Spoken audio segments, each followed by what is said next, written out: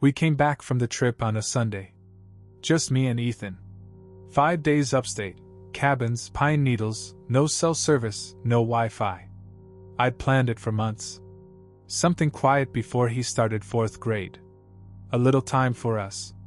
His mom and I had split 2 years earlier, and though the schedule was civil, I always felt like I was on borrowed time with him.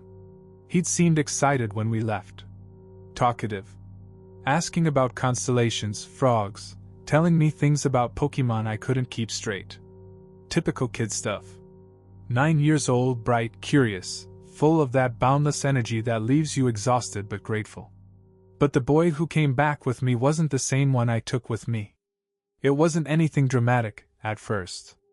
Nothing you'd even notice if you weren't his father. Just little things. The silence, for one. The car ride home, he barely said a word. I figured he was tired, campfires, hiking, no screens. Made sense. But then he didn't want to play with his Legos. He always wanted to play with his Legos. I asked if he was okay. He nodded. Said, "Just thinking." That was new. I joked, asked if he'd left his personality in the woods. He didn't laugh. That night, he didn't want his nightlight. That damn thing had been on every night since he was 5.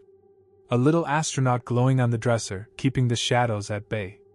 I reached to plug it in, and he said, calm as anything, "I don't need it now. I'm not scared anymore." It should have made me proud. But something about the way he said it made the skin on my arms go cold. He slept without a sound. No tossing. No soft snoring. Just still. The next day, I dropped him off at school. He didn't wave from the curb like usual.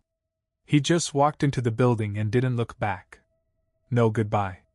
No. "See you after school, Dad." I sat in the car for a while, trying to shake off the feeling that I'd brought the wrong kid home. The second time I really noticed something was wrong, it was during dinner. Tuesday night. I'd made spaghetti because it was his favorite. Or used to be. He poked at it for a while, like it was something foreign. Finally, I asked him, "You feeling okay?" He looked up at me and said, "It's fine. I just forgot I like this." Forgot? I chuckled awkwardly. "You've loved spaghetti since you were 3. You used to call it slippy worms. You remember that?" He didn't smile. Just blinked slowly, like he was thinking about how to respond. "I'm trying to remember. I really am." I wanted to push more, but his tone, flat, almost rehearsed, put a lump in my throat.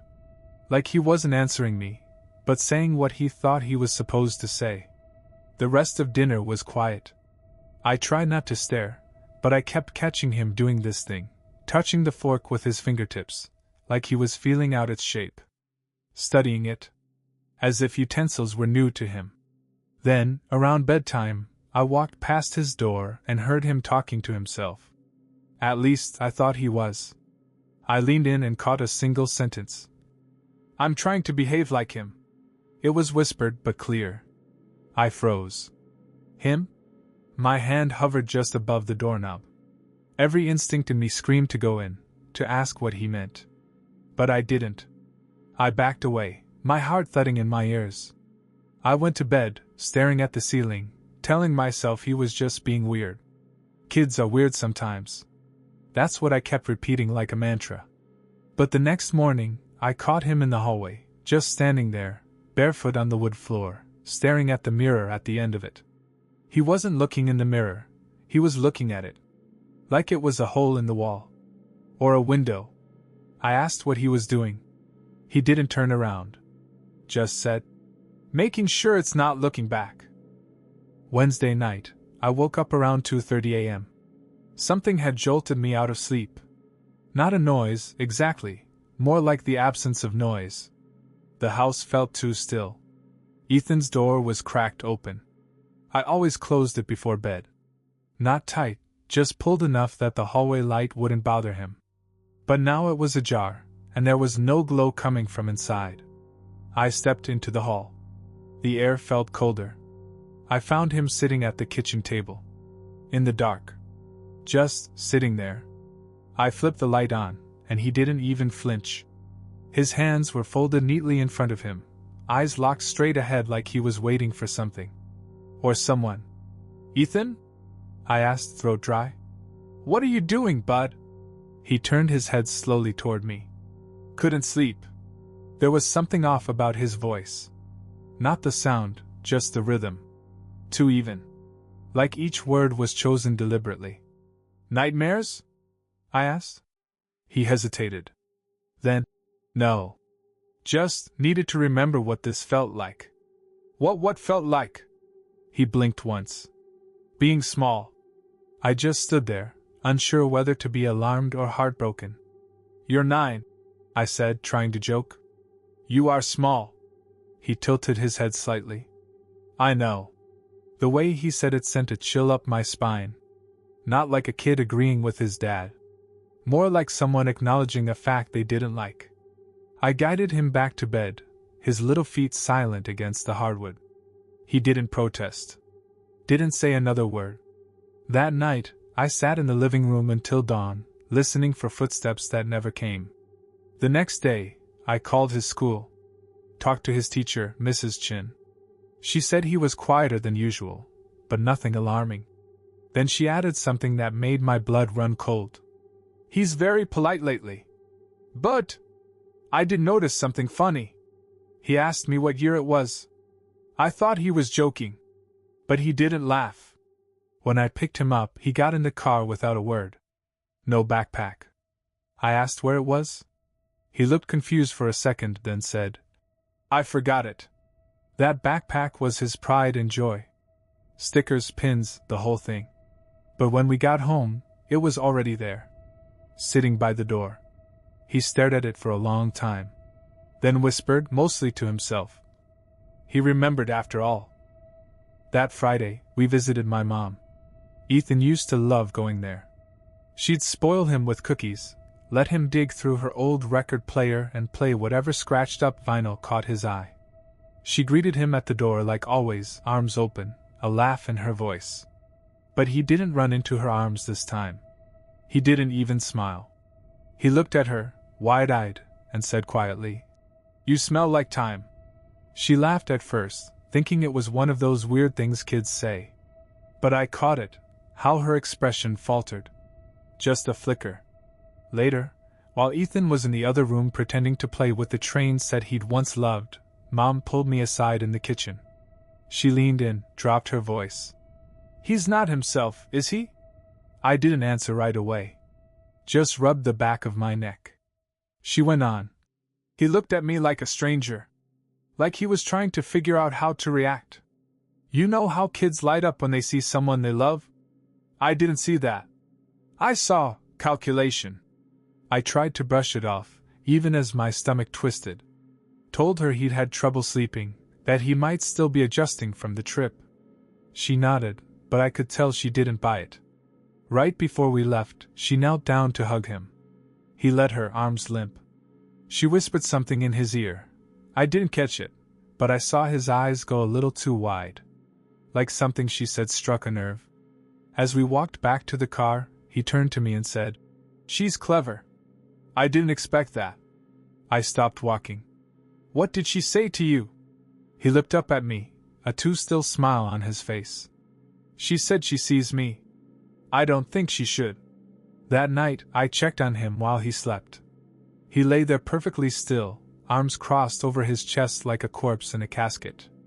His lips moved in tiny whispers I couldn't make out. I leaned in closer.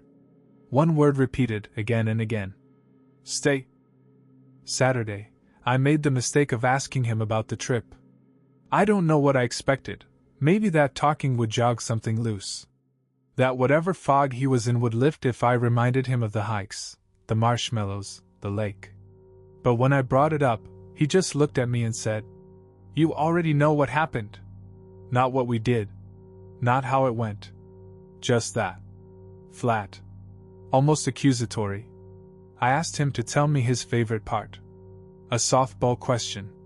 One he'd normally answer with a smile and a story about catching frogs or falling in the river. He stared at me for a long time before finally saying, "The silence. It was clean. Clean? Something about that word made me feel like I'd swallowed a mouthful of ice. I tried not to push further. Let it go. But that night, I pulled out my phone and started going through the few pictures I'd taken on the trip. I paused at one of the last ones, taken the morning we left. Ethan standing by the cabin porch, backpack on, arms at his sides. The thing that caught me wasn't his expression, it was his shadow. It didn't match. It should have stretched behind him, like mine did in the shot I took moments before. But it bent sideways, almost curling. I zoomed in. The resolution blurred, but the shape of the head was wrong. Elongated. Like it was still moving when the picture was taken. I set the phone down and told myself I was seeing things. But the next day, I heard him humming in the living room. A low, slow hum. Not a tune I recognized. It was discordant, like it kept trying to become a melody but couldn't quite decide what it wanted to be. I peeked around the corner. He was sitting cross-legged on the floor, eyes closed, hands resting on his knees like he was meditating. The humming stopped when he sensed me. He opened his eyes, and something flickered in them, just for a second. Like he didn't expect to see me standing there. Then he spoke. But it wasn't his voice. Not entirely. It started like his, but the tone dropped halfway through the sentence, like two radio signals crossing. "Do you think you're ready to lose him?" My breath caught. "What?" He blinked. The voice was back to normal. I said, "Did we lose the remote?" But that wasn't what he'd said. I know what I heard. I started keeping notes. At first, it was just to keep track of the weird things I could explain away, if I needed to. Stress. A sleep-deprived brain playing tricks. Grief, even. That's what the school counselor called it when kids act out after big changes. I tried to believe that. I needed to believe that. But the list kept growing. September 3rd, wouldn't eat cereal. Said the spoon felt wrong in his mouth. Asked for something from before. September 5th, said he didn't want to go to the park because they might see through me. September 6th, drew a picture of our family. Only two people, me and someone tall with no face. I brought it up during pickup one afternoon, casually, when I spoke with his teacher. I asked if he'd been acting differently. She said he was quiet, but polite. Thoughtful, she added. Then she lowered her voice. He asked me what happens when memories rot. I didn't know what to say. That night, I found him standing outside his bedroom window, staring out at the dark yard. It was almost midnight. When I asked what he was doing, he said, "I was listening for the echo. He left one behind." He? I was afraid to ask more. But I did anyway. "Ethan," I said carefully, "who do you think you are?" He looked at me, completely calm, and replied, "I'm doing my best to be him. But it's harder now that you're watching." I felt dizzy. I called a friend of mine the next morning, Greg, a child psychologist. We went to college together, hadn't talked in a few years, but I needed someone who wouldn't just tell me I was crazy. He agreed to meet for coffee. I told him everything. Left out the weirder parts, tried to keep it in the realm of behavior. When I finished, he sat back and nodded slowly. "Dissociation," he said. "Kids sometimes take on roles, especially after trauma. Maybe he got spooked out there on your trip. Maybe something triggered it. But he hasn't been through any trauma." Greg raised an eyebrow. "You sure about that?" I didn't answer. The divorce. Moving between houses. Me not always being there. Maybe Greg was right. Maybe Ethan was coping in a way that didn't make sense yet. Maybe I was projecting. But then came that night. The night with the journal.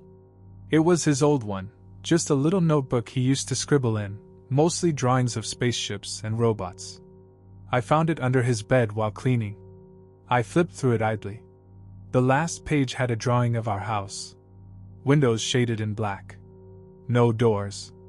Underneath, in a tight, careful hand I didn't recognize, were the words, "Don't let him look in the mirror. He might remember what he was." I tried to test him. Not in a formal way, just little things. Questions only Ethan should know. Things I hadn't talked about in years. Trivial, specific moments. Remember that time you cried because the neighbor's cat scratched you? He tilted his head. In the fall. You had gum in your pocket. Grape. That was right. Down to the flavor. But I hadn't mentioned that gum in years. Not to anyone. I only remembered it because I found it mashed in my jacket later that night. Another day, I asked. What was the name of the tree you liked behind the old apartment? He smiled, too confidently. Big Benny. I used to say he waved to me in the wind. You thought it was creepy. He said it so casually. Like he was wearing the memory. But here's the thing, he was 2 when we lived there. 2. He shouldn't remember that tree at all. That weekend, we drove past a little gas station on the edge of town. One of those old places with peeling signs and a sagging roof. I hadn't been there in years. He pointed at it from the back seat. That's where you used to buy cigarettes. Before Mom made you quit. I slammed the brakes. Hard. He wasn't wrong. But I never told him that.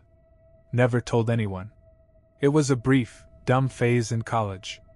He wouldn't have even been born. Who told you that? I asked. He looked up at me in the rearview mirror. Expression blank. You did. No, Ethan.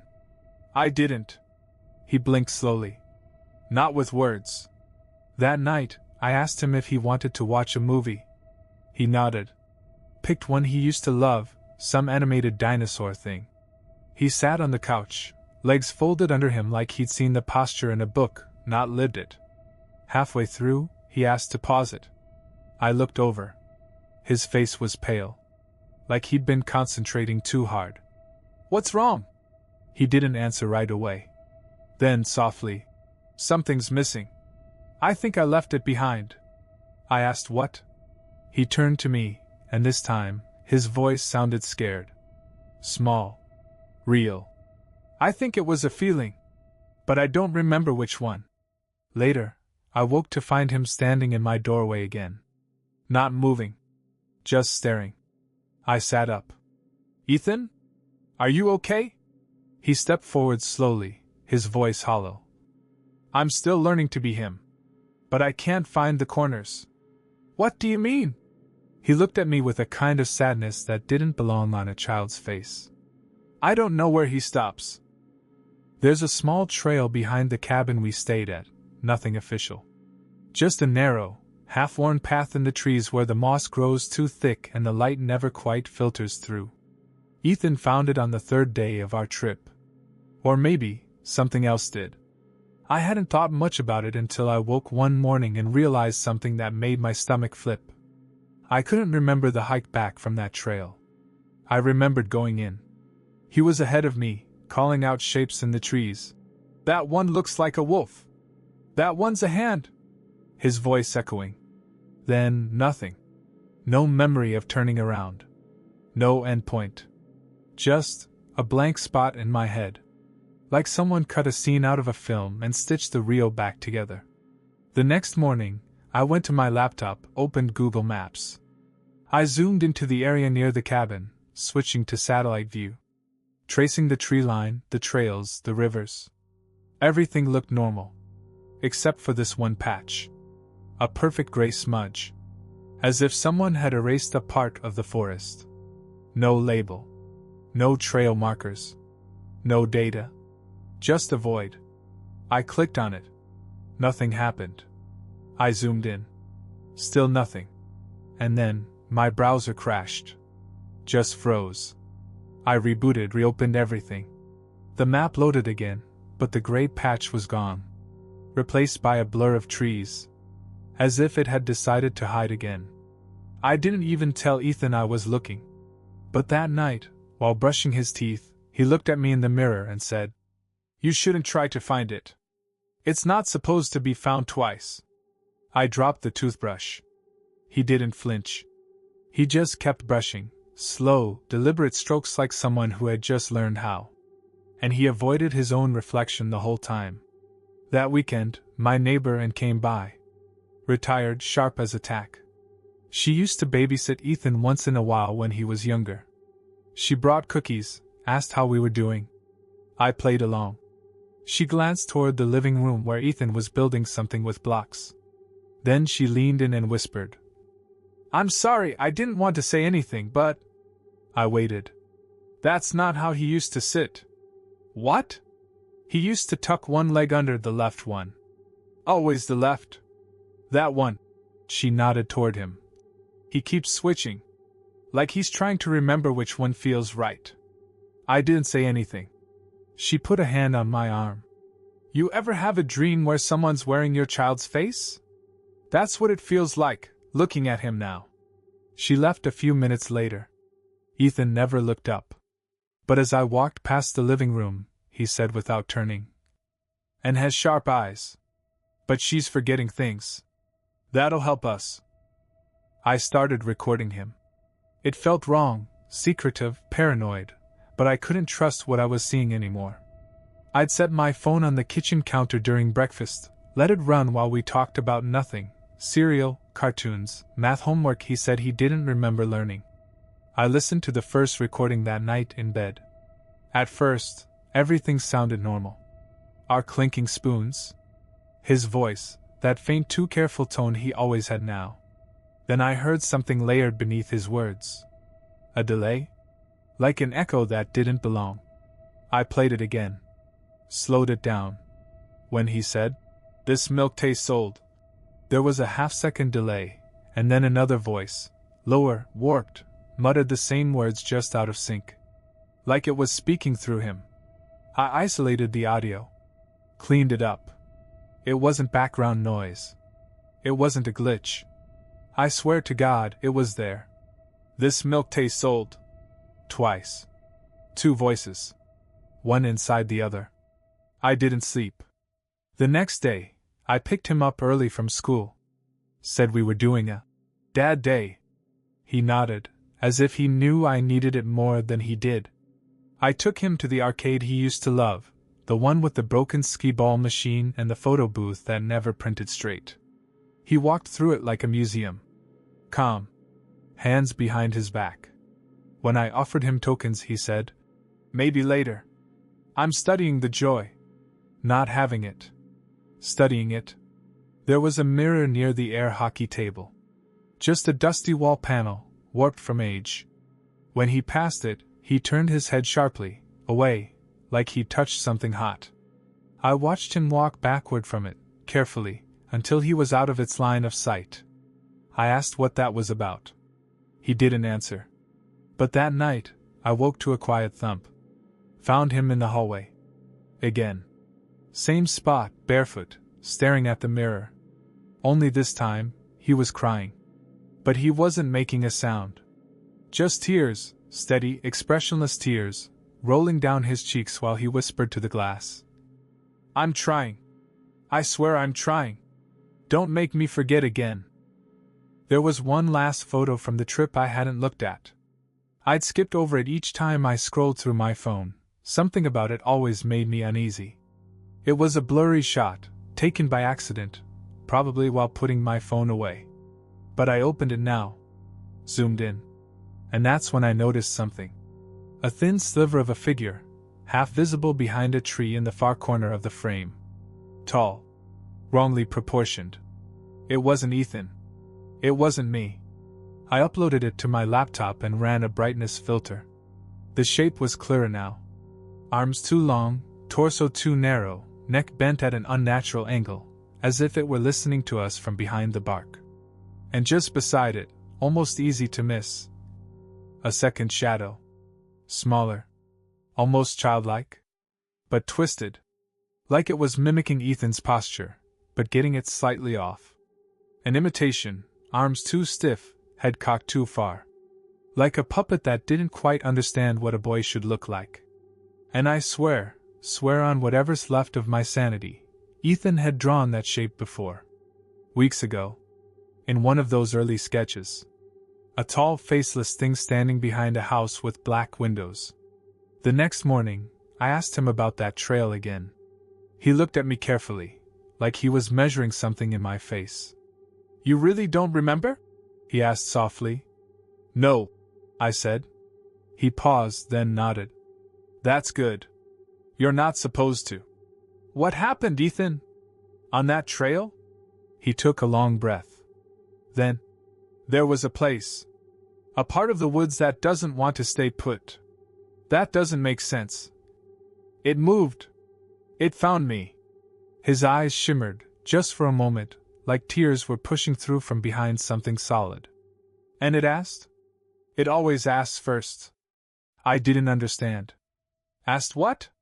He didn't blink. Didn't breathe. Just whispered, if I wanted to stop being afraid. That night I had a dream. I was back in the woods. Ethan was in front of me, walking too far ahead, calling my name but in a voice that didn't belong to him. The trees were moving.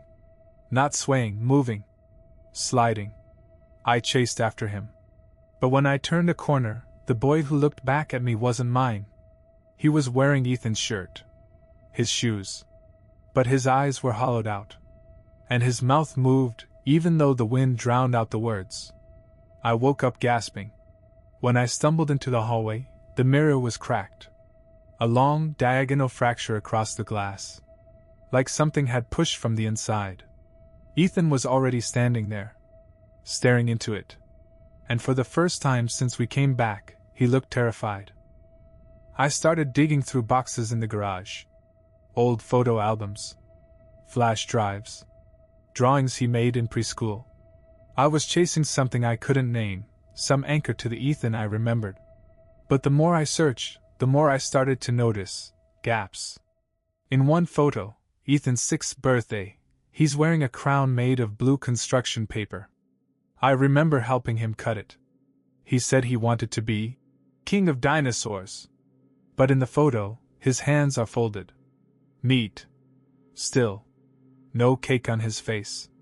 No glitter on his arms. Like he hadn't participated at all. In another, he's standing with his classmates. They're all smiling, squinting into the sun. Ethan's smile looks drawn on.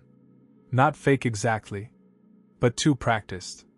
As if he'd watched the others, then copied what they did. And there were other things. Toys in the closet I didn't remember buying. A book under his bed filled with old nursery rhymes, but rewritten. Strange phrases tucked into the verses. Little boy blue, come blow your horn. The shadows wait where mirrors are torn. The drawings on the back pages were worse. Figures without faces. Rooms with no exits. A boy with crossed-out eyes, standing beside a door marked "Do not follow him." I tried to tell myself it was just imagination. A phase. Maybe he'd seen something on YouTube, or read something online. But he didn't have a device. No tablet. No phone. I'd kept that part of his world clean. That night, I went into the attic. I found a box I didn't recognize. Inside were cassette tapes. Labeled in handwriting I didn't recognize either. August 19th. Night 3. Reflection test. My hands were shaking when I pulled out the old tape recorder from the same box. It still worked. I popped in the first tape. Static. Then, state your name. A pause. Ethan. What are you? A longer pause. Then a voice that chilled me, not because it wasn't Ethan's, but because it almost was. Like something scraping the bottom of his vocal cords. I'm what's left. The second tape was worse. It started mid-sentence, someone breathing hard, maybe me, maybe not. Then that same interviewer voice again, faint, like recorded in a large empty room. Do you remember who you were? A child's voice, faint, trembling. I don't want to forget. Then the scrape voice returned, overlaying the child's. Like two tracks playing at once. He was soft. He let me in. I stopped the tape. I couldn't take any more. My pulse was hammering. My vision felt thin, like I was about to pass out. I sat on the floor of the attic for a long time, just holding that little plastic recorder in my lap. Eventually, I forced myself to check the rest of the tapes. Some were blank. A few were static. But one, labeled transfer, started with what sounded like me. My voice. Saying, "This is the last time. If this doesn't work, I'm burning it all." I don't remember recording that. But the voice was mine. I started reading through old journals. Not Ethan's, mine. Pages and pages of entries I don't remember writing. Notes about changes in behavior. Tests I apparently tried, mirrors, dreams, repetitive questions. Descriptions of him pacing in circles, asking where his old skin went. There was a line scrawled in the margin of one page. The first version made it 13 days. And beneath that, "He doesn't like photographs. Photographs fix things. He's still unstable." Unstable. A chill ran down my spine.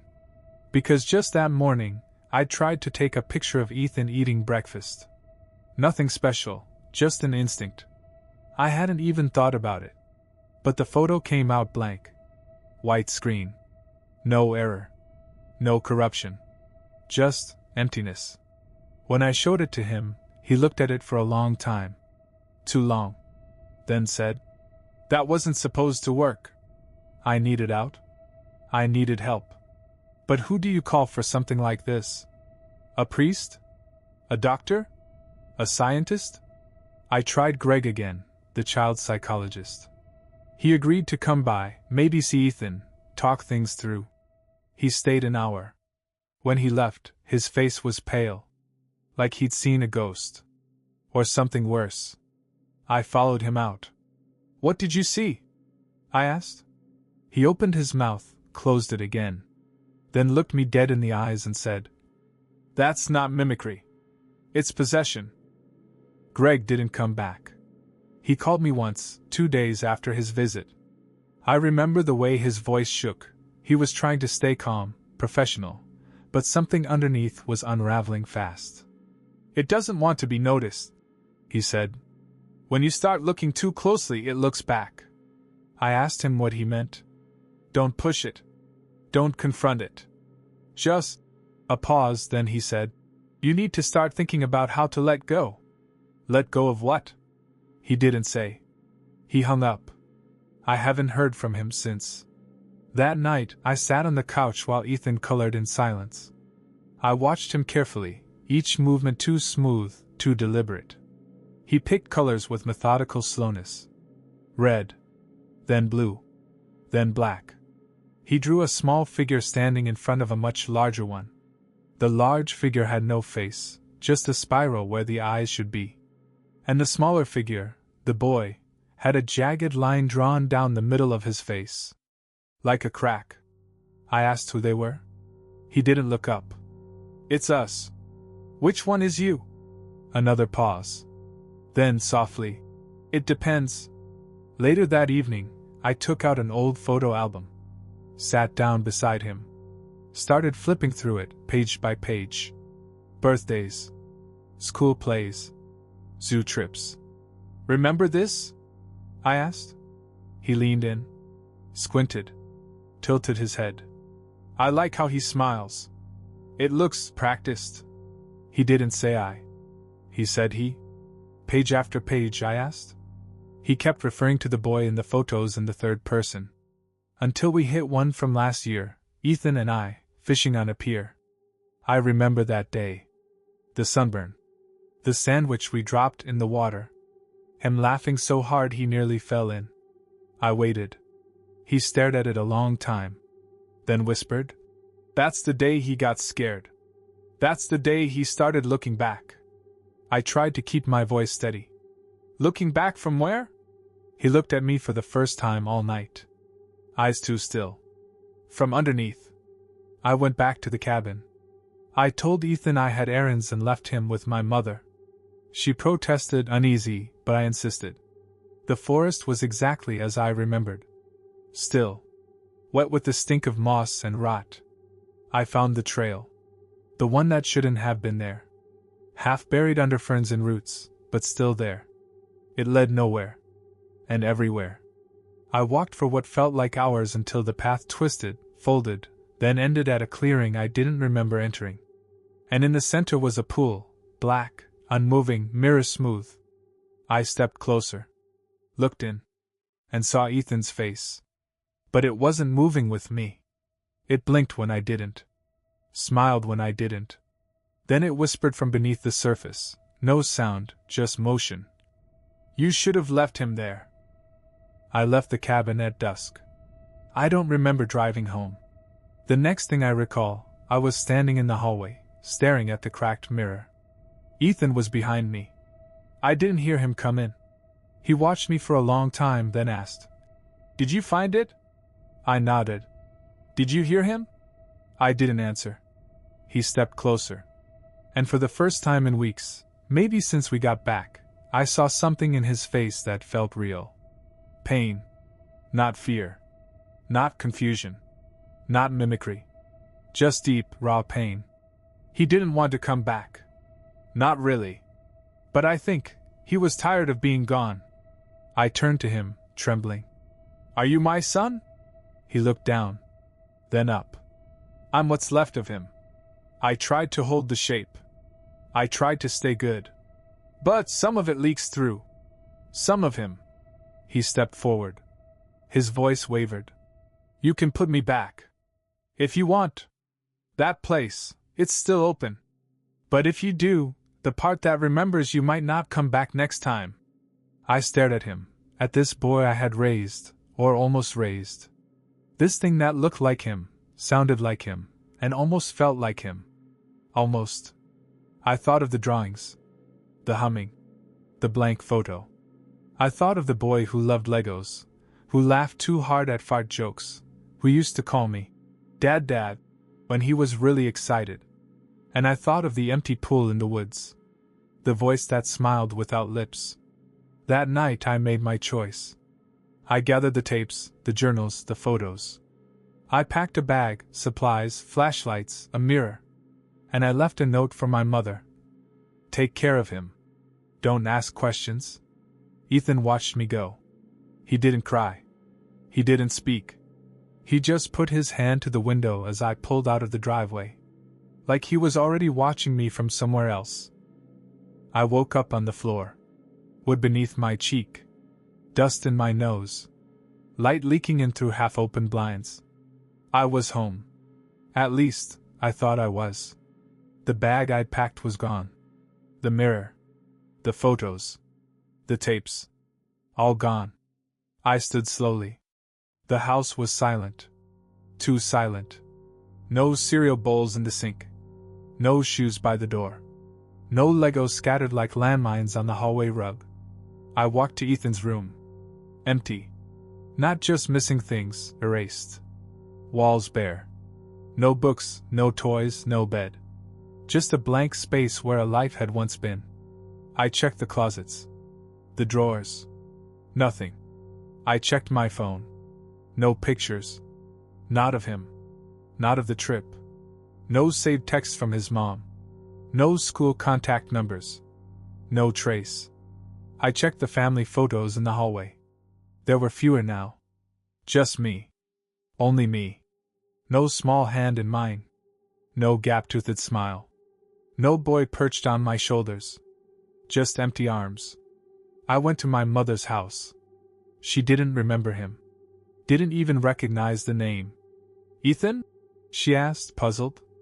"Is that one of your old coworkers?" I drove home and tore the place apart. Found nothing. No scribbled drawings behind the fridge. No slippy worm, spaghetti stains on the old table. Just a house too tidy for memory. That night, I walked the hallway. Stopped in front of the mirror. The crack was gone. So was my reflection. The glass showed only the hallway behind me, empty. No man. No sun. Just space. Like something had been removed so cleanly, so precisely, that not even the air noticed. Sometimes at night, I wake to sounds in the house.